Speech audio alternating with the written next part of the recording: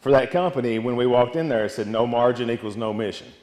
And I was a farmer. Patrick and I are farmers, and I was like, man, that don't hit right for me. It don't seem right that's our first thought.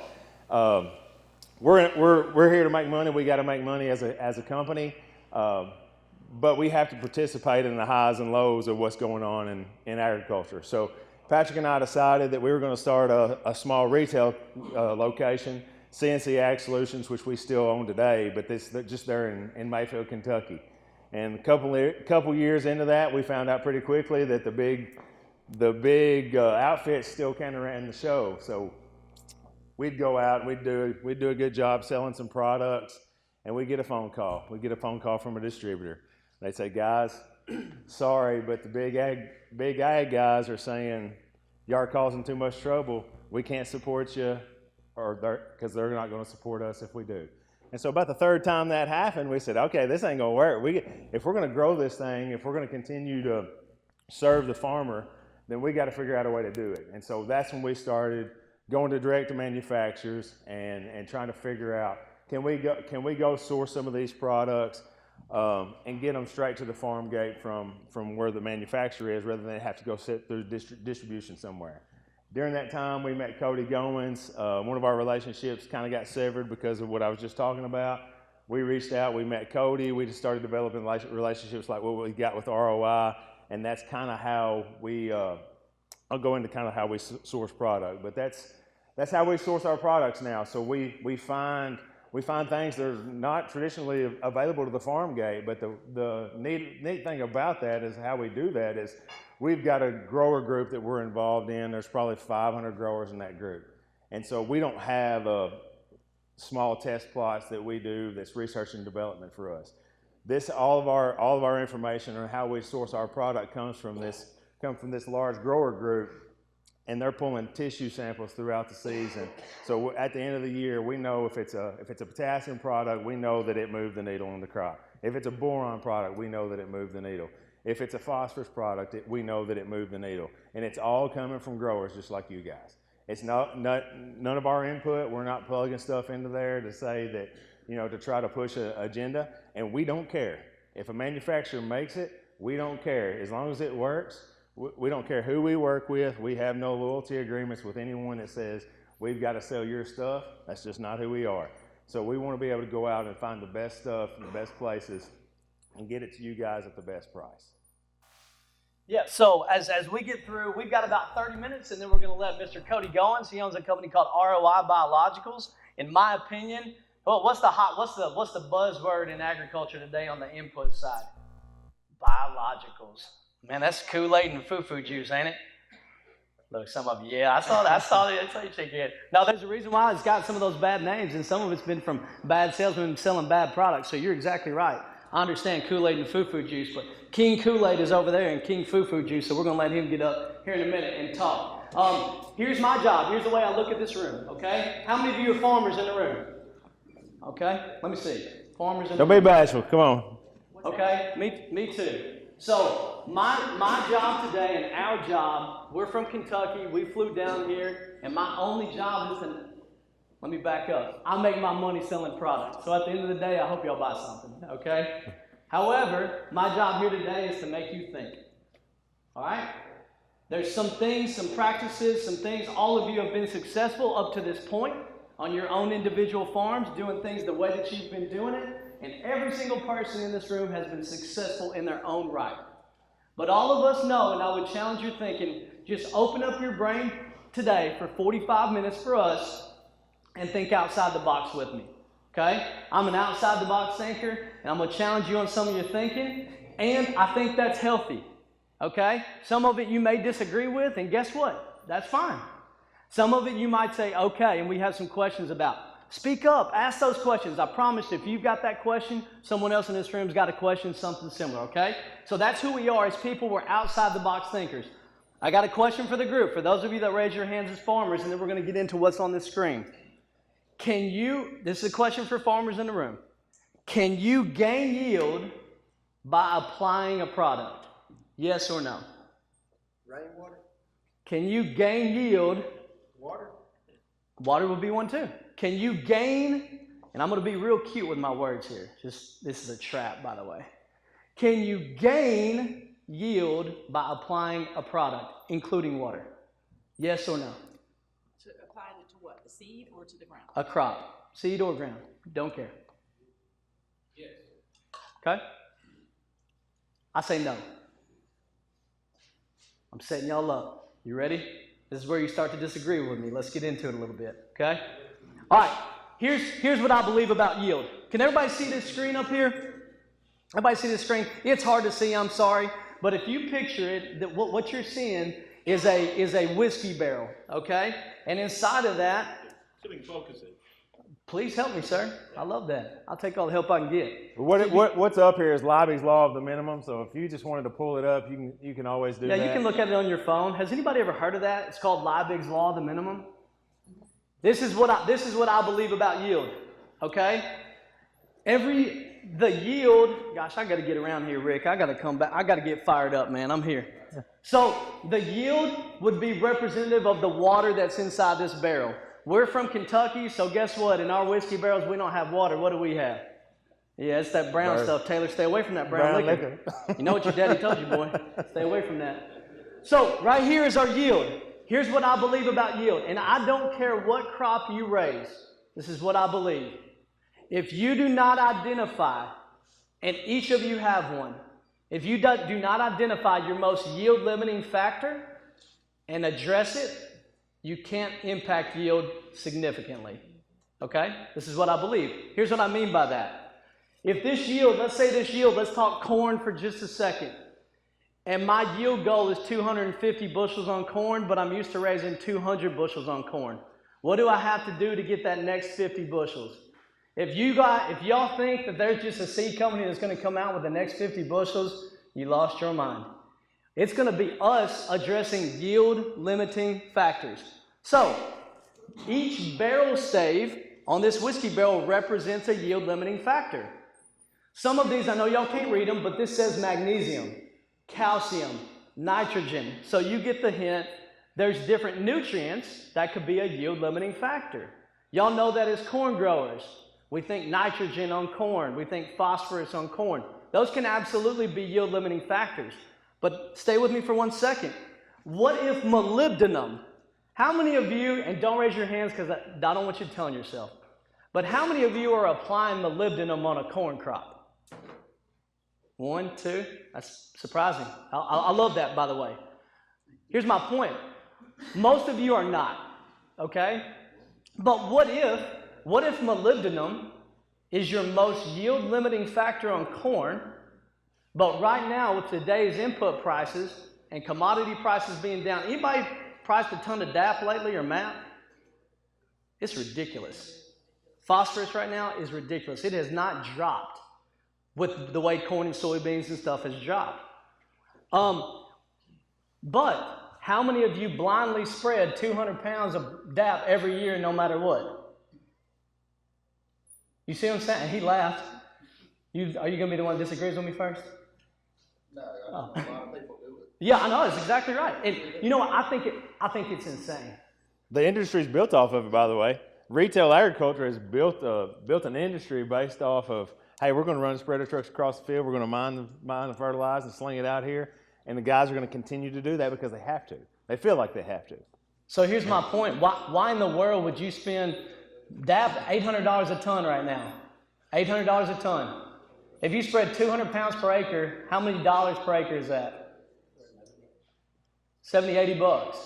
Why in the world, if phosphorus is not your most yield limiting factor, and I would argue DAP is not efficient as a fertilizer in general, why do we keep spending 80 bucks an acre on something that, one, doesn't get into the plant very well, and two, we don't even know that that's our most yield limiting factor? I'm trying to save y'all some money, is what I'm trying to do. I'm a sales guy that makes money selling product, and I'm telling you to use less of other things, okay? What I'm saying is this. Each of you have a yield limiting factor on the farm, and it might not be a nutrient. This gentleman over here, what was your name, sir? Scott. Scott said water. Look at this barrel stave up here. Water, I know you can't see that, it's on a barrel stave. Water, Scott, is absolutely a yield limiting factor. We all know that. Sunlight. Do you know that your yields are always higher on sunlight premium years? If you get more sunshine, you're going to have higher yields. There is no doubt about it. So if the lack of sunshine exists, is that a yield limiting factor? You dang right it is, but is it in your control? Y'all can't control that. So here's my point. There's a bunch of yield limiting factors out there. It could be nutrients, it could be too much water, it could be too little water. It could be tiling the ground, drainage. It could be, you name it. There's a multitude of yield limiting factors. Some are under our control and some are not under our control. We have two things to do. You guys as farmers, you make your money selling bushels and or pounds and or whatever, okay? You need to first identify your most yield limiting factor if you want to increase your yields. And then secondly, you have to address it, okay?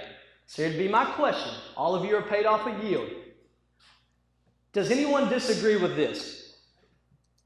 That you can't, in the history of anyone selling products, there has never been anyone that has sold a product that cost you $10 an acre that made you 10 bushels. How many terrible salesmen have y'all had come onto your farms and say, hey, if you run this boron product right here, we've seen a 6.2 bushel advantage across 3. Who gives it? No, they didn't. They identified a yield limiting factor, maybe not even knowing it, but when you saw that yield bump, that means the factor was addressed. Conversely, how many times have you used a product on your farm and it didn't work? How many times have y'all sprayed something and it didn't work, or you ran something in furrow and it didn't work? Well, I would argue All of us, right? Wouldn't you say everybody's tried that? Everybody's done that. Everyone has tried something that didn't work. I would argue, including me, by the way, I would argue that product did exactly what it was supposed to do. You just didn't know it was a yield limiting factor or not. Yeah, because you didn't have the offset out there to say whether it did or did not. Yes, sir. Yes, sir. And so to give an example of that, let's say, Scott, for you, some great ag salesman comes by and they say, Scott, I got a really great manganese product. And they say when you spray glyphosate or Roundup, you need to have manganese in the tank. This is the best manganese product. But let's say in your soils and in the plant, you don't have a manganese problem. Now, this gentleman's not lying. That manganese product is phenomenal. But you don't have a problem with manganese, so Scott sprays that product. Is Scott going to see a yield bump? No. More than likely no, because remember, manganese was not a yield limiting factor for Scott. Does that make sense? So the product actually did what it was supposed to do, but Scott didn't have a problem with manganese, so he bought a product that wasn't going to make him money. Does that make sense? The salesman wasn't wrong, and the product wasn't wrong. We just didn't know as growers. It's hard for us to have the information as to what is a yield limiting factor. Let me ask y'all a question.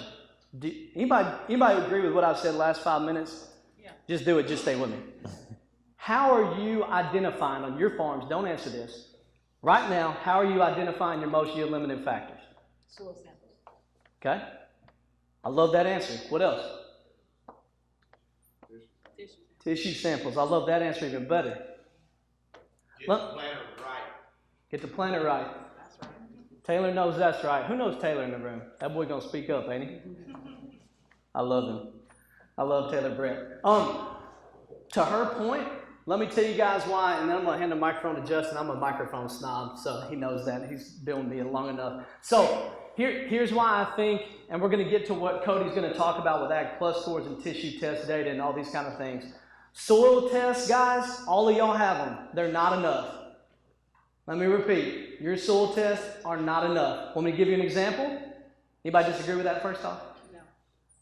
Don't do it because I got the microphone, okay? And I might not be right, but this is my opinion. We work with growers in the Delmarva, so Maryland, Delaware, and by square mile, it's the most amount of chicken litter in the country, okay, by square mile. These guys are super regulated. What's just south of them? What big body of water right there? The Chesapeake. Guess what else is right there next to them? Washington, D.C. You think they're regulated? Monster body of water, phosphates running off. I mean, you talk about regulation. Those farmers are regulated. Now, I don't know what University of Georgia says, but the University of Kentucky says that on phosphorus in your soil test, that 40 parts per million is sufficient for whatever you want to do. Okay, 40 parts per million on a soil test. I don't know what UGA says, and I don't know what y'all's tests are, but I would guess without checking them, a lot of you are going to fall within that 30 to 40 parts per million would be my guess. These guys, remember 40 is sufficient. These guys up north in Maryland, Delaware, they've got 1,200 parts per million, 1,300 parts per million in some cases. And they're mad they can't spread more. And they're mad they can't. So Cody works with a bunch of them too. And they're mad they can't spread more. Remember, 40 is sufficient, but 1,200 is what they have. That's crazy, crazy, crazy high. Now, this was the eye-opening moment for me. I've always been told growing up on a farm and going to school for agronomy, if you need more phosphorus, what's the answer? No, that's next level stuff. Okay. If you need more phosphorus, what's the answer? Y'all know. Spread more P. Put it out. If the corn plant or the cotton plant needs more phosphorus and it's purpling, what's the answer? Put more phosphorus out. Here's what I'm telling you. It could not be farther from the truth. Because when you put more phosphorus out, guess what? Soil test levels should go up. These guys have 1,200 parts per million in the soil, but when you check the tissue test, you said tissue test. Does the tissue test tell you what's in the plant or tell you what's in the ground? Tells you what's in the plant. When you pull off a bushel of something, does it matter what was in the ground or does it matter what got into the plant? It only matters what got into the plant. So can we say that the only thing that matters, no matter what the soil test says, is how much of that fertility comes into the plant? Y'all with me?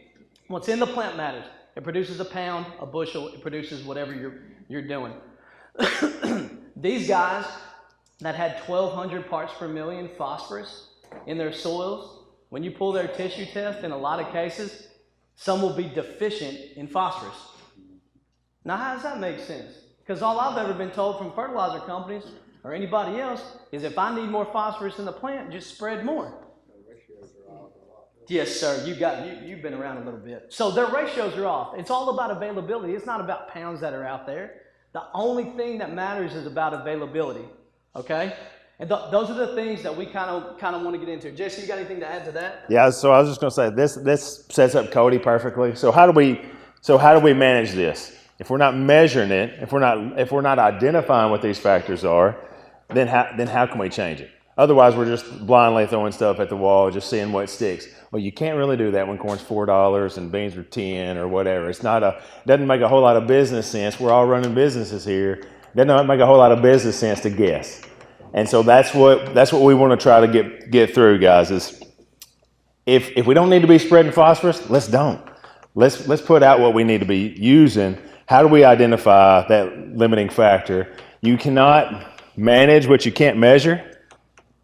If we don't know what we're managing, what good is all the tools that we have in our toolbox? What good is a product portfolio from Mutiny Crop Performance? If I hand you a book and I tell you that all these growers across the country have verified that these products move the needle on boron, but if you don't even know if your boron is a problem, what good? Why would you spend that money?